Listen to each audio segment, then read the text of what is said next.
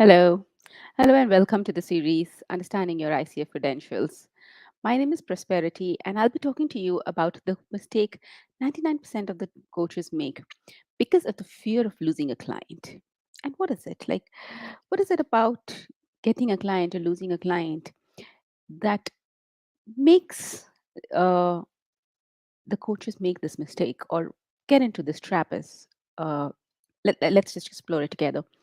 Most of the coaches, most of the people, when they come into this field of coaching, they are not actually salespeople, or they're not somebody who's looking forward to build a business.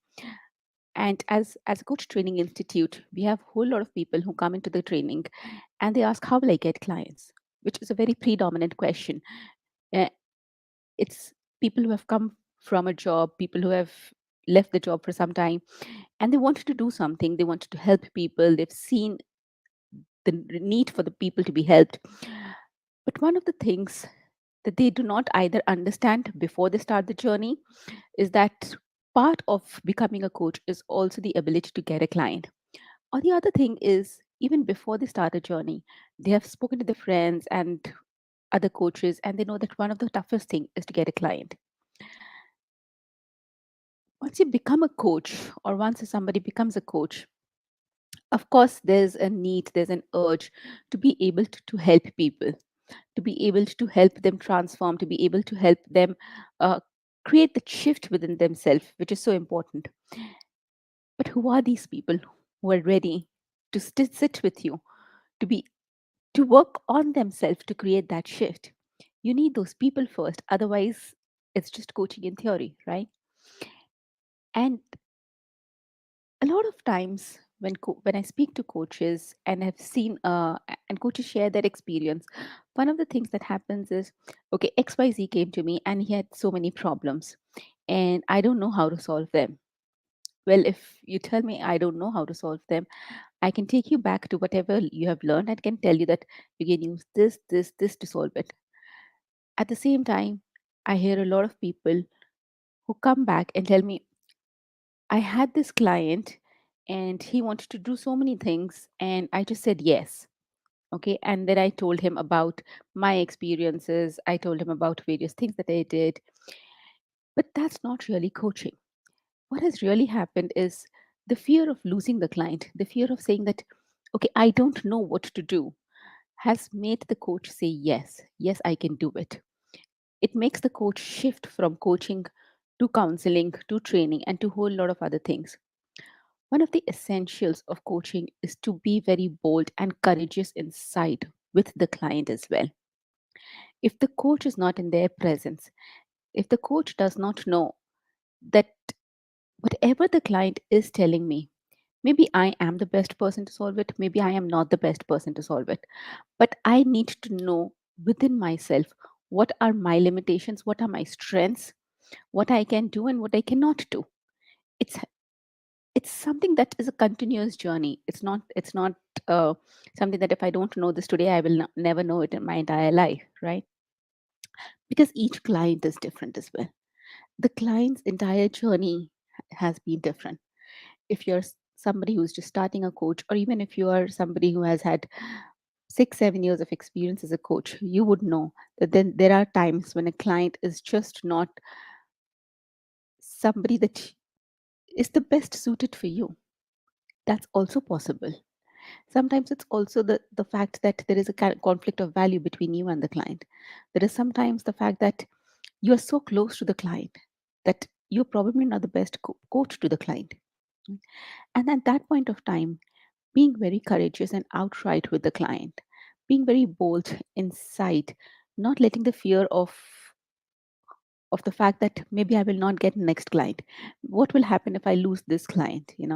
That's something that does keep the coaches awake at night as well. So, at times, that because it becomes their bread and butter as well, and it's a continuous journey. One other mistake that coaches make is giving up their day job before launching their career as a coach, and that leads to all other fears as well. When you get into any journey, be it a coach, be it trainer, be it any other journey, be it a cook, whatever passion you have, right? And you want to explore that, you need to have substantial amount within yourself to be able to sustain the kind of lifestyle that you have. So either continue with your day job, or already have enough in your bank account to be able to sustain that, so that you do not get into this trap of, oh, how will I get my next client, or what will happen, and then let that fear rule you, and let and kind of make you lose sight of what is the best suitable client for you. A lot of times coaches also understand, a lot of times coaches also get into this feeling that I can solve everything. I am a coach, I'll be able to solve everything. I'm a coach, my clients expects me to solve everything right here, right now. No matter what the client, what the problem the client brings on the table, I should be able to help the client immediately. That's not true. I was just speaking to a group of people last Saturday, and I was like, why is it that coaches feel that every problem the coach can solve immediately? If the lawyers don't think so, if the CEOs don't think so, if the doctors don't think so, and they can come back and say, okay, I'll come back to you and I will consult. They consult within their own cohort. Why can't coaches do the same thing?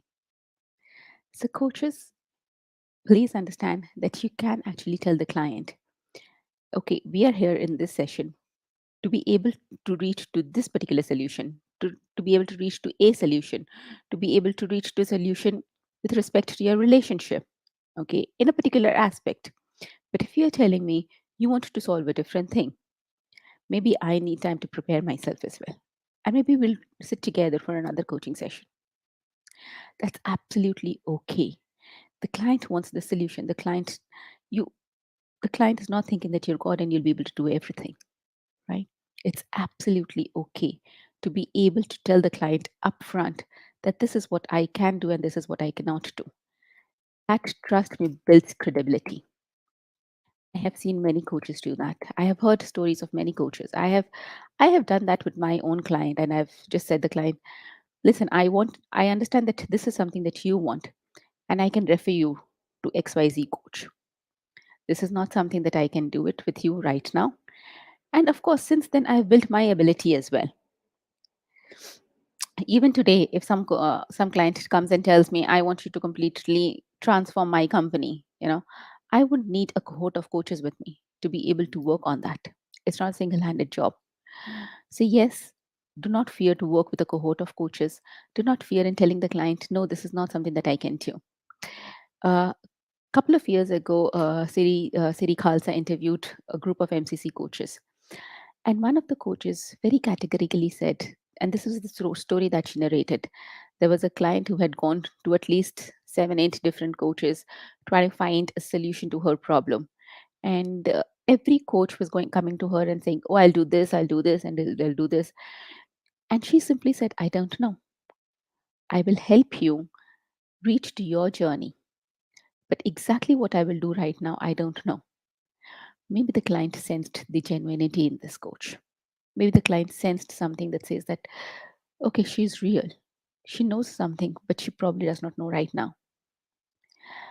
That kind of a sense is always there with the client. That kind of effect of honesty is always there. When you come up and say, I can do everything, I can help you solve world crisis as well. That's not true uh, at a given point of time. It takes one step at a time. And to be honest to yourself as coaches is, I think, one of the most boldest things that you can do. One of the most essential parameters of being a coach, being honest to yourself, being bold and courageous within yourself. That courage will lead you to be relaxed within yourself as well, to know what are your parameters of getting a client. Instead of looking for a client, hey, I'm not getting a client, I'm not getting a client, work on yourself. What clients do you actually want? What triggered you to get into coaching? And when you know what kind of clients you want, you will attract those clients as well. The other thing which a lot of coaches do is they do not take coaching supervision. Even MCC coaches spoke about how important coaching supervision is, how important it is to partner with somebody who will actually be able to tell you, okay, this is something that you're doing right, and this is something that you might want to improve on. And this is something that MCC coaches were talking about. I'm not talking about somebody who has just completed the training or somebody who's just completed ACC. I'm talking about MCC coaches, and not just one time MCC coaches. MCC coaches have repeated their credentials or recredited themselves as well. Everybody, it's a cliche, every coach needs a coach. But trust me, it's so true. Because sometimes with the client, you just get stuck. You don't know what to do next. You don't know, am I serving the client in the best interest of the client? If you are 100% sure that you are serving the client in the best interest of the client, you will be that much more honest with yourself as well. And for that, my friend, if you take coaching supervision, that might need you to play a part of coaching session with your supervisor. It might need you to just discuss the coaching session with your with your fellow coach or with your coaching supervisor. And this, when we say coaching supervision, it doesn't have to be somebody who's um, an MCC coach or 4 times MCC coach. It could be a fellow coach as well. Of course, if you are just a beginner coach, it's always better to take somebody who has certain years of experience in coaching. But if not that, at least have somebody whom you are, just brainstorming with, that this is something that is there. What do I do next? And these coaching supervision sessions are also 100% confidential. It is not something that's happening over a cup of coffee when you're meeting over a friendly chat. It's a very professional thing, because you are 100% committed to your client to keep the sessions confidential as well. So I remember a time in my life when, uh, and it happens all the time, to tell my clients, saying that I will discuss it with my supervisors, with my mentors if need be. That's a very, very honest thing to begin your session with. Maybe you do not discuss the client's details, as in their name and their business, uh, but you can discuss the situation to get a feel of whatever is required to serve the client the very best. So that's it for today. You know what mistakes, if at all you are making some, in your coaching sessions in relation to losing your client? Comment in the comment box if you have something else that you have discovered during your coaching session. And let me know if you have any question about how you can get your ICF credential. How can you serve your clients best with your ICF credentials? Thank you so much for listening in. My name is Prosperity. I'm an ICF certified PCC coach, and I'm the head Inner Shift coach as well. Bye for now. Thank you.